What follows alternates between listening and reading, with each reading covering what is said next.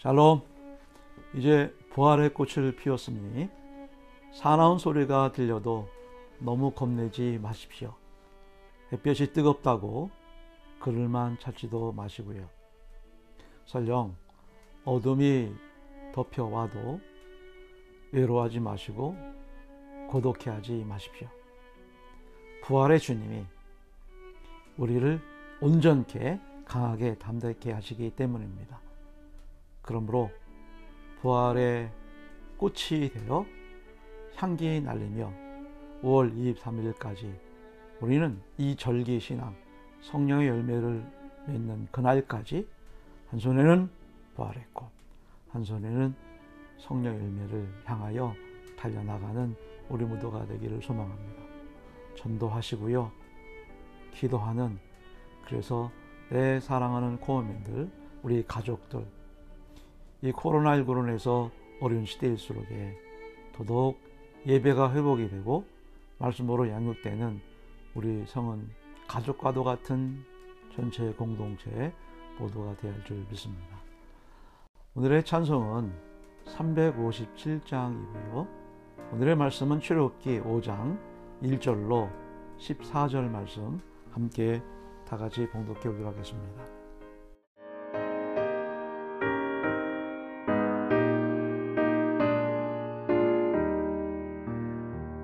저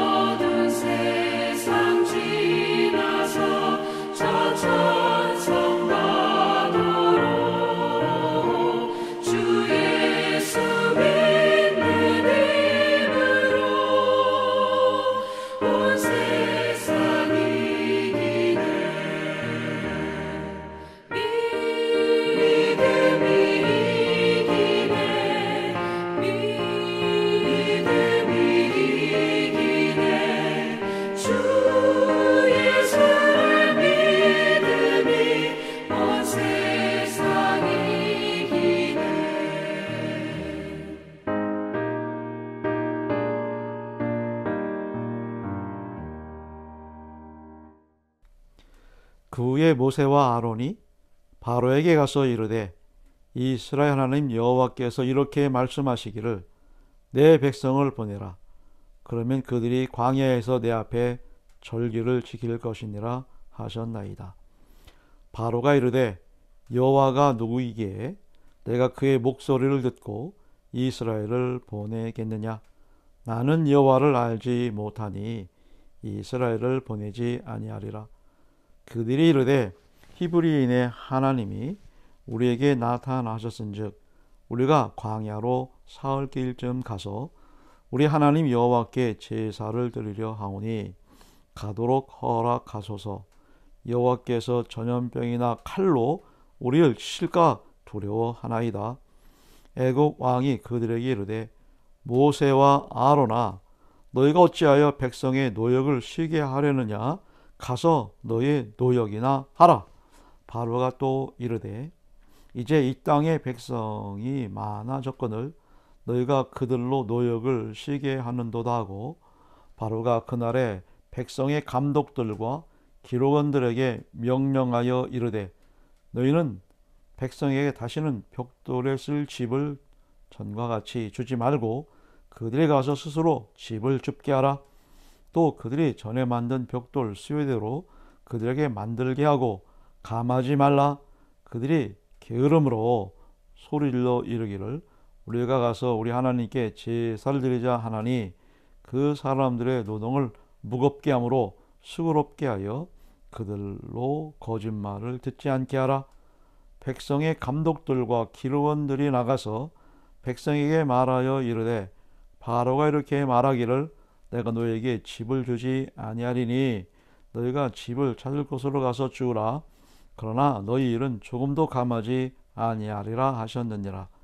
백성이 애굽 온 땅에 흩어져 곡조 그루터기를 거두다가 집을 대신하니 감독들이 그들을 독촉하여 이르되 너희는 집이 있을 때와 같이 그날의 일을 그날에 마치라 하매 바로의 감독들이 자기들의 세운 바 이스라엘 자손의 기록원들을 때리며 이르되 너희가 어찌하여 어제와 오늘에 만드는 벽돌의 수요를 전과 같이 채우지 아니하였느냐 하니라.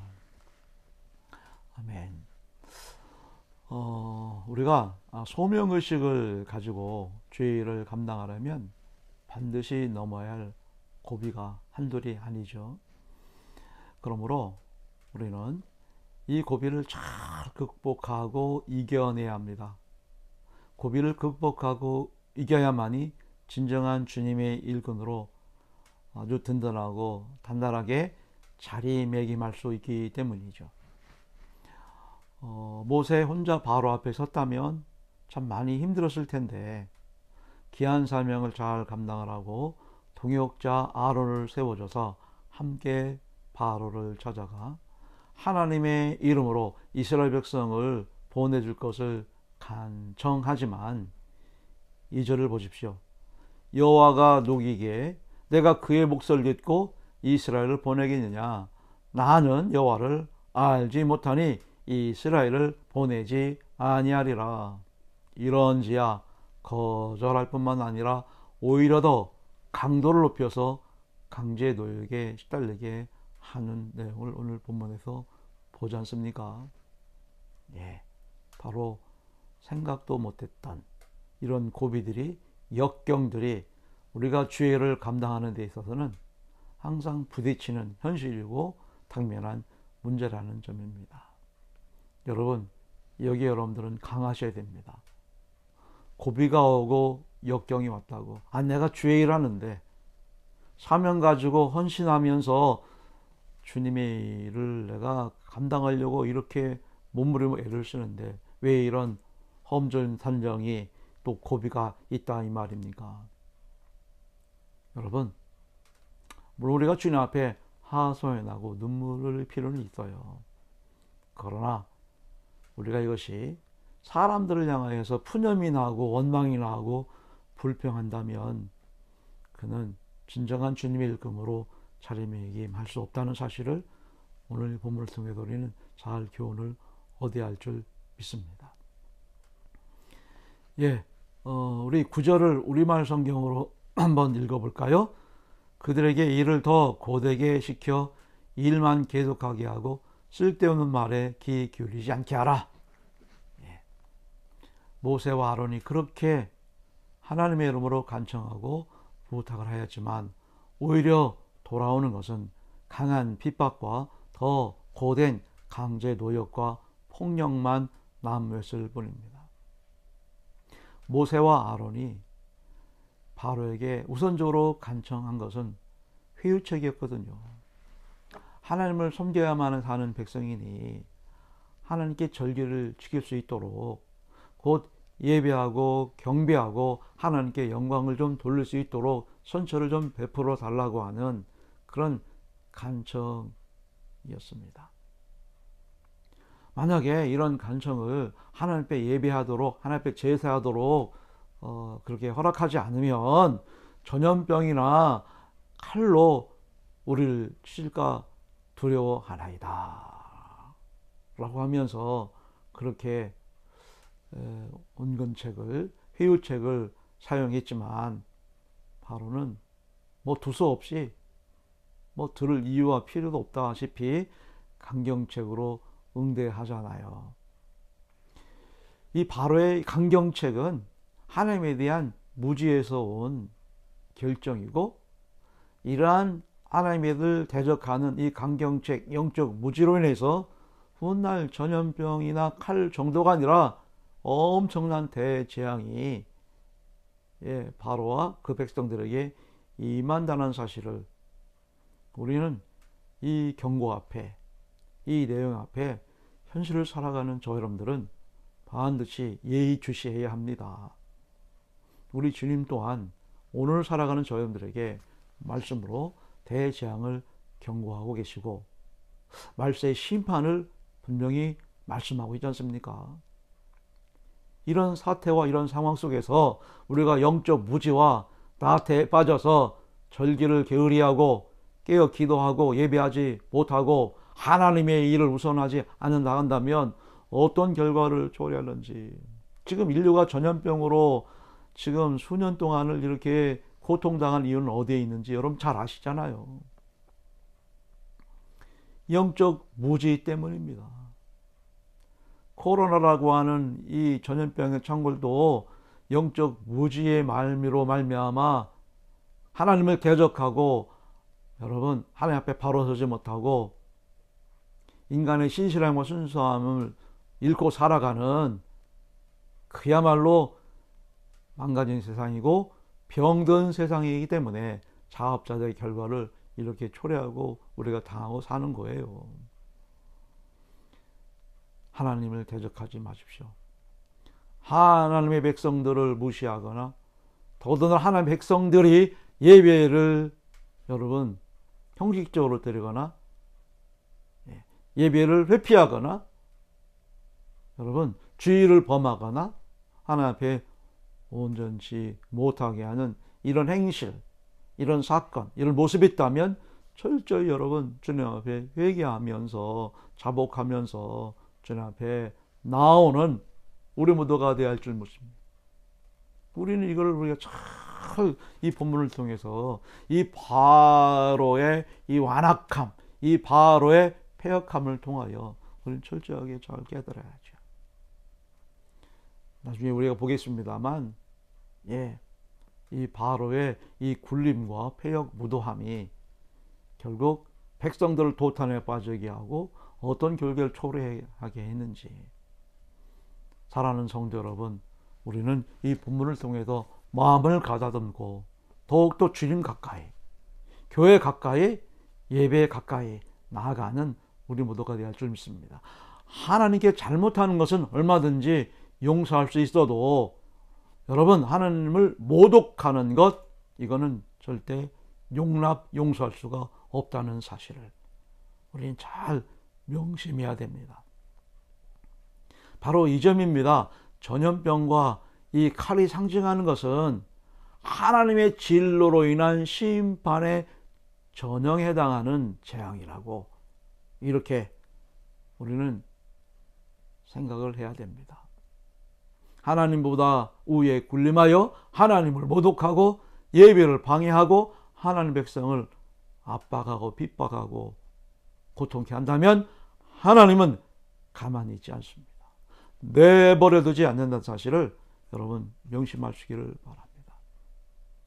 그에 대한 대가를 반드시 주시고 계신다는 사실을 깨달아서 세상이 그렇지 뭐 환경이 어쩔 수 없잖아. 현실이 이런 상황인데 여러분 맞아요. 뭐 코로나19로 인해서 상황이 현실이 여건이 그렇다고 그래서 우린 다 이해가 됩니다.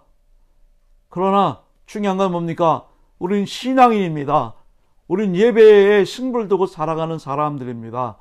하나님 앞에 거룩한 뭇백성자라 이 말입니다. 남은 자 택한 자 여러분 구별된 성도로서 우리는 더더욱 그러면 그럴수록에 예배를 사모하는 우리 모두가 되지 않겠습니까?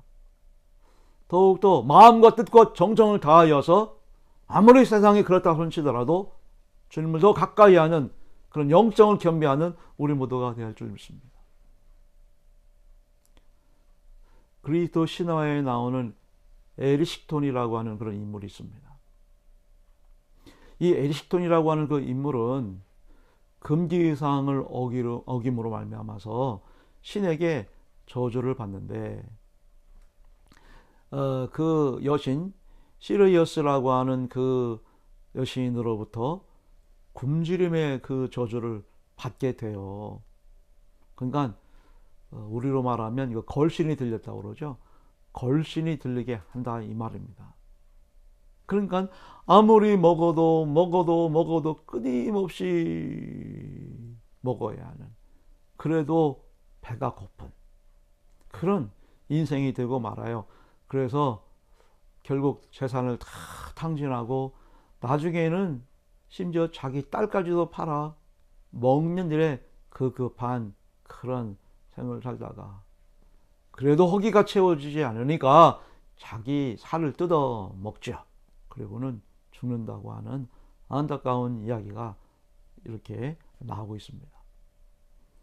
하나님을 대적하는 인간의 영적 무지가 무엇인지, 세상을 향한 끊임없는 인간의 욕망, 이 정도가 지나쳐도 유분수지, 채워도 채울 수 없는 인간의 이 갈증, 이러한 현실을 고발하는 또 그러한 이야기, 스토리이지 않겠습니까? 우리가 잠시라도 방심하면 이런 끊임없는 욕망은 불듯 계속합니다. 우리가 잠시라도 예배를 등한 여기면 그럴 일만 계속 되어지는 거예요.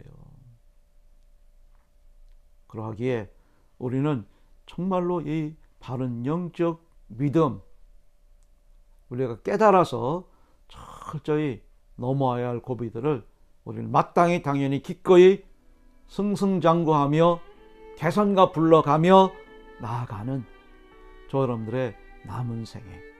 그래서 우리가 해마다 정말 중요하게 드리는 이 절기의 신앙과 이 절기 예배가 참 중요한 거예요. 한 해에 절기를 놓치면 그 농사는 망치는 거거든요. 그러면 고통 가운데 살 수밖에 없어요. 옛날에 우리 보릿고개라고 하는 것이 있었지 않습니까? 그러기에 미리미리 대비하고 미리미리 준비하고 미리미리 깨어있는 그런 영적인 자세를 우리가 잘 갖춰야 된다는 사실을 우리는 이 본문의 현장과 사건을 통해서 깊이 깨달아야 됩니다. 여러분, 이 출애굽이라고 하는 이 역사적인 사실은 오늘 우리가 교회에서 지금 지내고 있는 오늘의 현실이고 우리의 모습이기 때문입니다. 그러므로 철저하게 예배하는 자가 되어서 모든 만사를 예배로 승부를 걸어야 하는 거예요. 예배를 따로 시간 내서 주일 한 번 이게 예배가 아니라 삶이 예배가 되어야 되고 삶을 통해서 내 당면한 문제가 여러분 예배로 극복되고 회복되어야만이. 그래서 여러분들 항상 드린 얘기가 여러분이 맡은 이 자리, 여러분이 드려지는 이 헌신의 자리, 예배의 자리, 그 자리에 직분이 살아야만이 직업, 내 생업, 내 인생의 손끝과 발끝이 승리하는 현장이 된다는 사실이에요.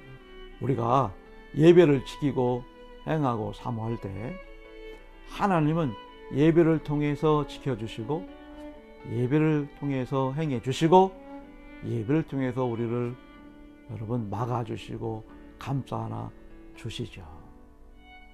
따라서 우리가 성은교회를 통해서 믿음의 공동체가 되므로 영적 행진을 강하게 나아갈 때 여러분 대비하시고 준비하시고 깨어 있으십시오.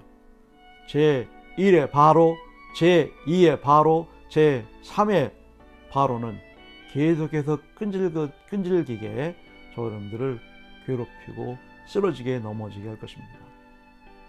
그러므로 우리는 영적 무지를 탈피하고 영안이 열려서 바로를 대적하는 것이 아니라 바로의 배후를 조종하고 있는 이 사탄의 세력들, 악령의 세력들을 발본색원함으로 말미암아 이런 악한 영들과 싸워서 주님이 오시든 주님 품에 가든 여러분 단단히 나의 마음을 단단히 바로 잡아서 넘어야 할 수많은 고비들을 잘 감당해 나가는 우리 모두가 되어야 할 줄 믿습니다. 샬롬, 감사합니다.